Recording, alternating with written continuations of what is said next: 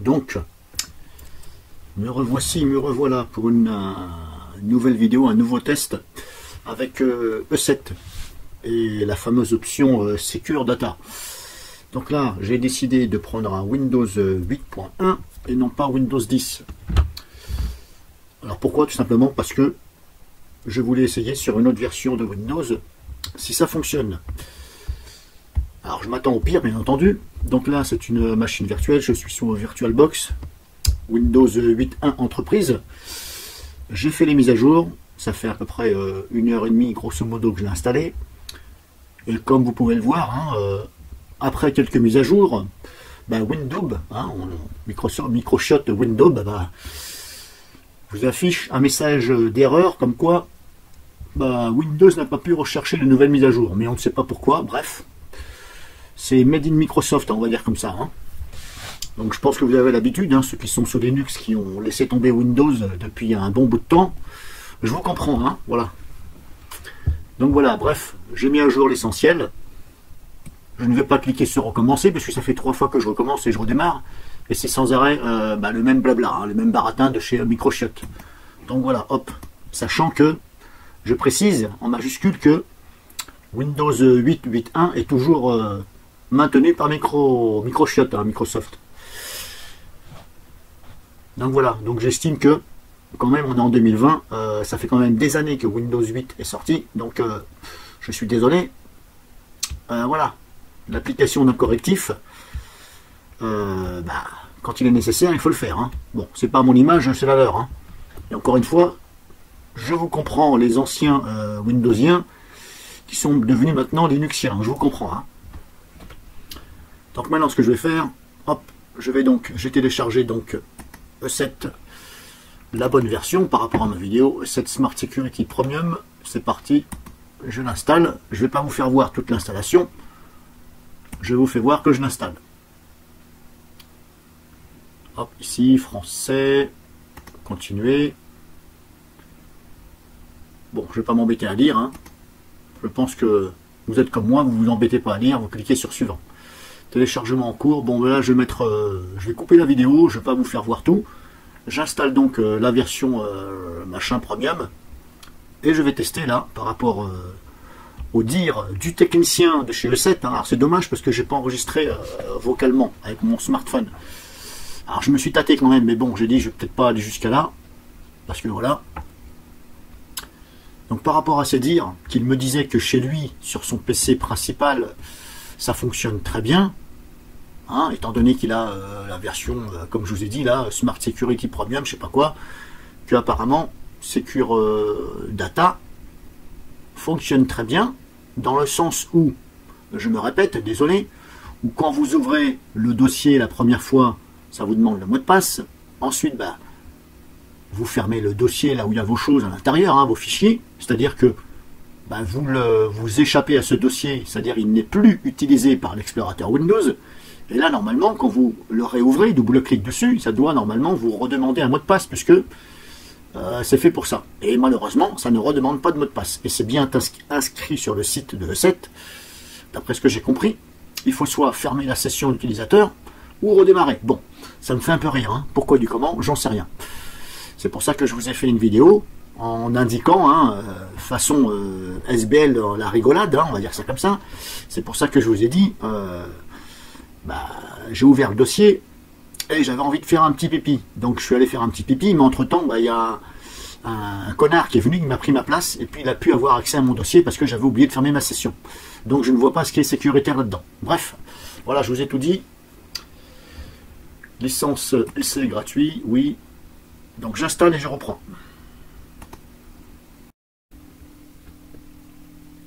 Bon, je vous laisse regarder l'adresse mail, la fausse adresse mail que j'ai mis. Bien entendu, je ne vais pas mettre mon adresse mail parce que j'ai pas envie de recevoir de la publicité agaçante de la part de E7. Parce que malheureusement, une fois je l'ai fait, j'ai mis mon adresse mail. Et tous les 4 mois à peu près, grosso modo, 4-5 mois, voilà. Peut-être même tous les 3 mois, je ne sais plus, je recevais de la publicité de chez E7. Donc, comme ça m'a agacé le jonc, en majuscule, vous m'avez compris. Donc maintenant, je mets une adresse mail bidon. J'ai mis caca boudin, caca. Voilà, je ne me suis pas emmerdé. Activer. Et hop, vas-y mon coco, voilà. Passez 1, votre licence va être maintenant utilisée pour activer le produit. D'accord. Continuez. Activer la détection des applications potentiellement. Oui, activer le système E7 Live Grid recommandé. Le système de réputation me permet de recueillir les informations statistiques éventuelles de cybermenaces que nous traitons automatiquement. Oui, bon, ça je vais le mettre. Hein. Ça mange pas de pain. Continuez. Je souhaite participer au programme. Non, je ne souhaite pas, parce que de toute façon, je ne suis pas développeur et je ne suis pas un pro. Continuez. Et voilà, installation en cours. Donc là, c'est bon. Il a pris donc mon adresse mail bidon. Caca boudin caca. Hein. Bon. Donc voilà, si vous voulez tester de votre côté, vous mettez pas votre adresse mail, vous en mettez une bidon, je sais pas moi, caca boudin caca, number 2, on va dire, parce que moi je suis number 1. Donc vous mettez number 2, ou un 2 après. Bref, bon, vous m'avez compris, je plaisante, mais bon, voilà.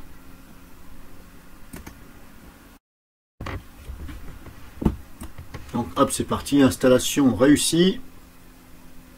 Alors l'installation est très rapide, Là-dessus, je ne veux pas critiquer. Alors, je ne critique pas E7. C'est tout simplement que, voilà, quand il y a quelque chose qui ne fonctionne pas, bien, des fois, il faut le reconnaître. Il faut appliquer des corrections. Donc voilà, Secure Data. Alors, je vous fais tout voir, comme ça, vous n'allez pas dire que je fais voir la moitié des choses. Donc, c'est bien ici, Secure Data. Donc, je l'active. Hop, je clique dessus.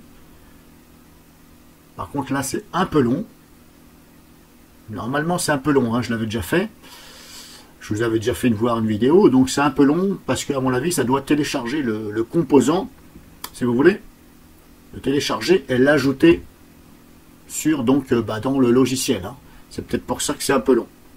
Donc, je vais attendre que ça soit fini de télécharger, mais je reprends. Donc, je tenais à vous faire part de mon expérience par rapport à E7. Donc attention, ce n'est pas un mauvais antivirus. Je le classe parmi les meilleurs. Qu'est-ce que je peux dire de positif qui va changer un peu? Il a une très bonne détection des tout ce qui est AdWare, PUP, AdWare, etc., des barres de navigation qui veulent s'installer éventuellement à votre insu, etc. Et là-dessus, il a une bonne détection. Il a une bonne détection de base de données.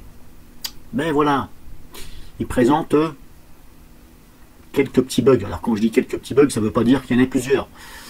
Voilà, pour l'instant, sur E7 Smart Security Premium, dont je n'avais jamais essayé cette version-là, pour l'instant, le seul bug que j'ai trouvé, c'est ça, au niveau de Secure Data. Bon, moi j'appelle ça un bug. Un bug, c'est entre un bug ou une erreur de programmation. Mais voilà, pour l'instant, je vais faire le test avant de me prononcer que c'est vraiment une correction à apporter. Parce que si lui, de son côté, l'agent, le technicien de chez E7, j'ai appelé, E7 France, s'il me certifie que de son côté ça marche, et que moi ça ne marche pas, sur 2 versions Windows, je vais en dire tout simplement que c'est un gros menteur, c'est tout. Parce que déjà, comment il peut me certifier que chez lui ça marche, alors que ce qu'il m'a dit, il se contredisait un peu lui-même. Au point de dire à un client, par exemple, je vais vérifier si dans la version d'essai vous avez accès à toutes les fonctions. Excuse-moi, une version d'essai c'est fait pour tester. Donc si tu ne laisses pas toutes les fonctions, je ne vois pas comment on peut appeler ça une version d'essai. Et je ne vois pas comment un client peut être satisfait. Donc là-dessus, ça m'a fait tilt. Donc pour moi, en fin de compte, il a menti. Bon bref. Donc vous voyez, ça met quand même du temps à se mettre. Sinon, comme je vous dis, c'est un très bon antivirus E7. Qu'est-ce qu'il a de bien? Eh bien, il est paramétrable. Il y a des paramètres avancés. On peut affiner beaucoup de choses. Contrairement à d'autres antivirus, eh bien, il n'y a pas beaucoup d'options avancées. Après, ce que je reproche à E7, comme je vous l'ai déjà dit et je me répète, c'est que ça ouvre des fois 2-3 fenêtres l'une sur l'autre. Donc ça peut être un peu désagréable et un peu embrouille. Moi, j'aime bien tout ce qui se fait sur la même fenêtre. Ou éventuellement 2 fenêtres. Mais quand ça commence à dépasser les 2 fenêtres, ça devient agaçant. Parce que des fois, on ne sait même plus sur quelle fenêtre on était ou voilà, où il faut aller.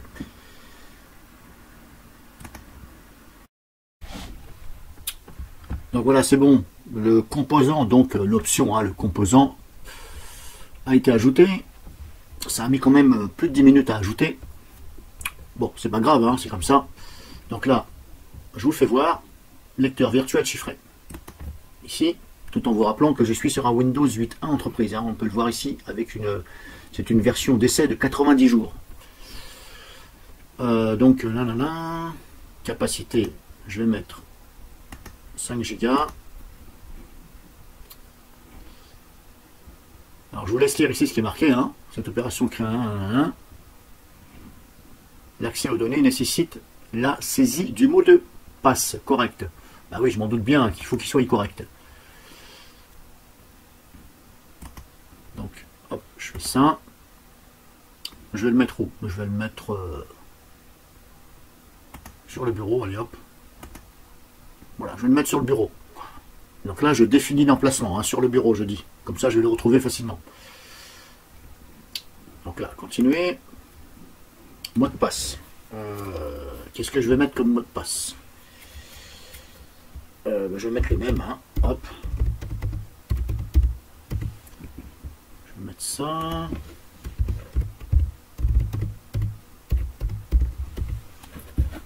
Hop, j'ai dû oublier quelque chose là. Hop, on va recommencer.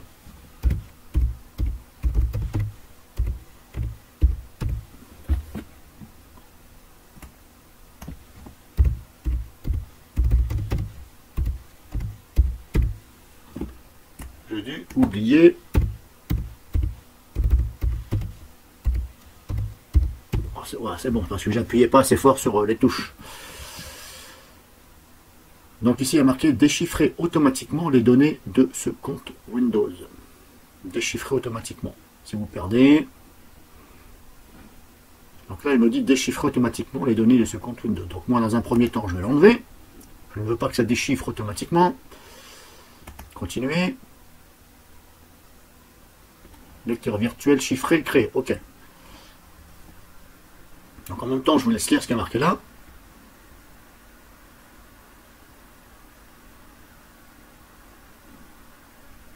Hop, terminé. Là, c'est bon, je l'ai créé. OK, je ferme, je ferme. Alors, il est là, hein, ici. Si je double-clique dessus, hop, ça fait ça. Alors, je vais annuler. Par contre, là, je vais redémarrer. Alors, ça ne demande pas de redémarrer normalement, mais moi, je vais quand même redémarrer. Parce que après, il y en a peut-être qui vont dire, bah, c'est parce que tu n'as pas redémarré. Bon, bah, je vais redémarrer devant vous. Voilà, redémarrer. Windows 8.1 Enterprise, version d'essai.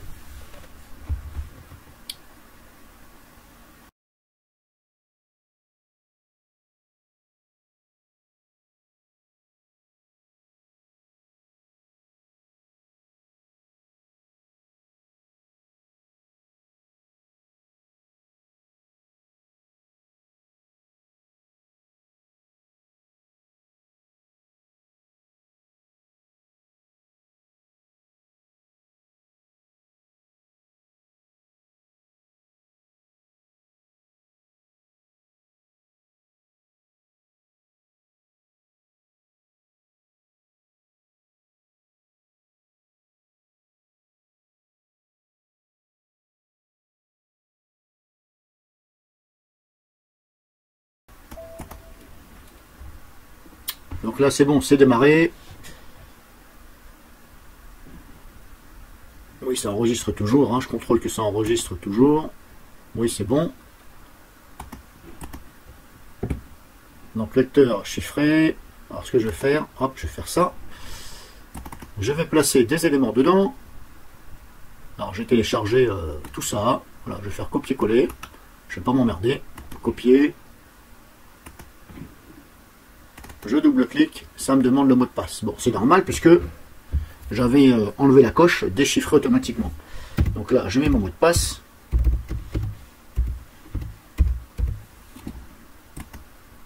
Hop, c'est bon. Maintenant, je peux faire coller. Donc là, on fait comme si c'était mes photos hein, personnelles que je voulais protéger pour que personne ne les voie. Donc là, c'est bon, je les ai copiés-collés. Maintenant, je ferme ici. Et là, la fenêtre, enfin le dossier là, il n'est plus utilisé par l'explorateur Windows, puisque j'ai fermé la fenêtre, voilà, il n'y a rien ouvert. Donc maintenant, verdict, hein, je suis sur un Windows 8.1.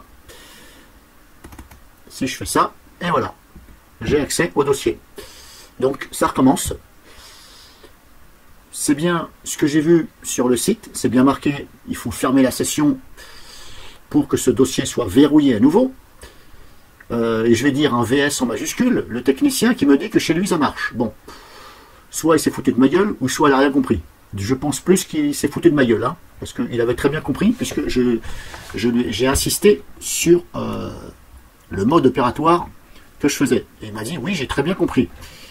Et je lui ai même dit que, quand je ferme ici, je quitte la fenêtre, hein, j'échappe à l'explorateur, il n'est plus utilisé. Comment se fait-il que un connard, donc, quand je vais faire ma pause pipi, admettons là, je vais faire pipi, il y a un connard qui vient à ma place, il double-clique, et puis là, il voit mon contenu, hein. Voilà, personnel, hein, bien entendu, mais c'est censé normalement être chiffré et avec un mot de passe. Donc, qu'il m'explique sa version et ma démo, voilà. Donc je pense que tout est dit, je ne vais pas aller plus loin puisque j'ai déjà fait une vidéo dessus, celle-ci sera éventuellement la 3e ou la 4e. Donc la première c'était sur un Windows 10 LTSC, celle-ci c'est sur un Windows 8.1 Entreprise. Voilà, donc je vous ai demandé sur mon compte YouTube par rapport à la vidéo que j'ai mis, je vous ai demandé s'il y avait des volontaires, un ou deux volontaires ou 3, s'ils voulaient faire la même chose de leur côté, éventuellement sur VirtualBox ou voilà de préférence sur VirtualBox parce que moi je suis sur VirtualBox, qu'ils essayent de leur côté et qu'ils essayent de voir si ça fait la même réaction que moi. Alors bien entendu, ne faites pas un montage à la bullshit façon NB qui fait un montage diaporama auquel on ne comprend rien, on ne voit rien et puis il n'y a rien qui prouve que c'est crédible. Je veux moi une vidéo et je veux tout voir. Voilà, je ne veux pas voir des trucs voilà bullshit. J'ai coupé, je te fais un tour de passe-passe et terminé. Voilà. Donc vous voyez bien que ça ne fonctionne pas. Maintenant si je ferme la session, normalement, si je fais ça, arrêter ou se déconnecter, si je fais ça, se déconnecter, par exemple, hein, je fais ça, voilà, j'ai fermé la session, normalement. Maintenant Win, ici, je retourne donc dans ma session.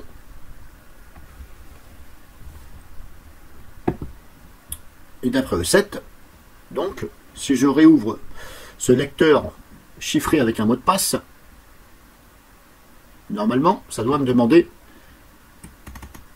voilà, ça me demande un mot de passe. Bon. Voilà. Bon, je ne trouve pas normal que, voilà, là ça me demande un mot de passe, c'est normal, mais je ne trouve pas normal qu'une fois qu'on l'a ouvert, et qu'on échappe donc à cette fenêtre, hein, à ce dossier par l'explorateur, je ne trouve pas normal qu'on puisse accéder à nouveau. Voilà, parce que j'estime que, admettons, donc là, je l'ouvre, hein, là je le déverrouille, il est ici, voilà,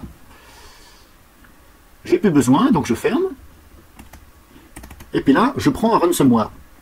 Donc le ransomware, qu'est-ce qu'il va faire? Vu que le dossier là est accessible, eh bien, il va me niquer toutes mes photos, ici. Voilà. Tandis que si il y avait un mot de passe, normalement, je dis bien normalement, le ransomware, le trojan codeur, on appelle ça aussi, normalement, on n'aura pas pu me bousiller ceci, puisqu'il n'avait pas le mot de passe. Et étant donné que le ransomware, il passe par l'explorateur Windows pour crypter, chiffrer tout ce qu'il voit sur son chemin, hein, par rapport à l'extension, etc., donc là, il m'aurait tout niqué. Donc c'est un peu dommage, parce que c'était une très bonne solution de la part de E7 d'avoir fait cette technique. Bon, c'était pas une technique miraculeuse, mais c'était bien pensé. Et justement, c'est ce que je recherchais. C'est ce que je recherchais par rapport à DRWeb. Parce que DRWeb, comme je vous ai dit, bref, vous regardez les autres vidéos, j'ai tout expliqué, sinon ça va être trop long. Donc, moi je préfère cette technique, mais malheureusement, ça ne fonctionne pas, de mon avis, comme il se le doit. Donc voilà, vidéo finie. Pull up that, pull up, hey, pull, yeah, pull, hey, yeah, I'm at, hey, yeah, matter of fact, pull up that,